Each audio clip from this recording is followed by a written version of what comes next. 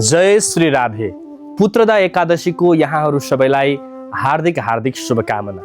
भाद्र 7 अर्थात् आज पुत्रदा एकादशी विशेषतः वैष्णव सम्प्रदायमा दीक्षित बाहेक अरू सबैका लागि आज एकादशी हुन् र आज उहाँहरूले व्रत लिन सक्नुहुन्छ।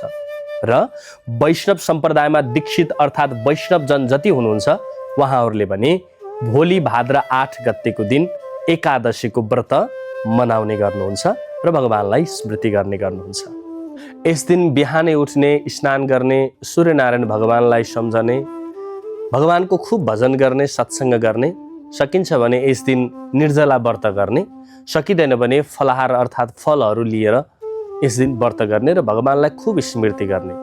दिनेवाला त कोही छन् भने यो जगतमा भगवान नै छन्। भगवानले दिए भने कसैले रोक्न सक्दैन।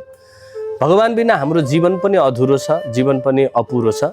जस्तो कि श्वास बिना हामी अधुरा र अपुरा छौँ, त्यस्तै भगवान बिना हामी अधुरा छौँ। त्यसैले भगवानलाई खूब स्मरण गर्ने, भगवानलाई खूब सम्झने दिन यो एकादशीको दिन हो। एकादशीको दिन एकदमै आनन्द पवित्र भावका साथमा भगवान नारायणलाई स्मरण गर्ने दिन भएको हुनाले यो पुत्रदा एकादशी अलिक खास छ। पुत्रदा एकादशीको व्रत गर्नाले पुत्र रत्नको प्राप्तिको याचना छ, पुत्र रत्न प्राप्ति होस् भन्ने प्रार्थना छ भने यस दिनको व्रत गर्नाले पुत्र प्राप्ति हुने अर्थात् पुत्र रत्न तपाईँको घरमा भित्रिने भन्ने मान्यताहरू शास्त्रमा पनि छन्। र विशेष गरी पुत्रदा एकादशीको दिनमा तपाईँ पुत्र प्राप्तिको अपेक्षा गर्नुभएको छ भने व्रत गर्ने, पुत्र छन् भने पुत्रमा सद्बुद्धि जागोस्, ज्ञान प्राप्ति होस्, पुत्र नैतिकवान बनुन्, मेरा पुत्र रत्न बनुन् भन्ने प्रार्थना छन् भने पनि यो दिनको व्रत एकादशीको व्रत एकदमै महत्त्वपूर्ण हुन सक्छ, तपाईँका लागि हुन सक्छ। अब एकादशीको व्रत नै किन भन्ने पनि लाग्ला। अहिले मनुष्यहरू एकदमै व्यस्त छन् आफ्ना कामकाजहरूमा र भगवानले यस बेला अरू बेला मनुष्यले स्मरण गर्न नपाए पनि एकादशीको दिनमा मलाई खूब स्मरण गरून्, मलाई खूब प्रार्थना गरून् र मलाई सम्झिउन् र मेरो नाम पुकार गरून् र उनीहरूलाई म कृपा गर्न पाऊँ अर्थात् आशीर्वाद दिन पाऊँ। किनकि एकादशीको दिनमा 15 दिनको एक दिन मलाई सम्झिउन् मेरा भक्तहरूले भनेर यो एकादशीको विशेष महिमा छ।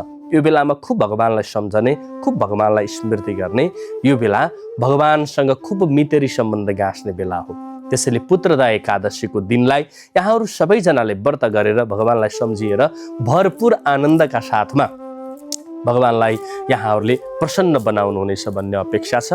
र पुत्रदा एकादशी पुत्र रत्नको प्राप्ति, पुत्र रत्नको अभिलाषाका साथमा सोच्नुभएका दम्पतिहरूका लागि पनि अति महत्त्वपूर्ण नै छ।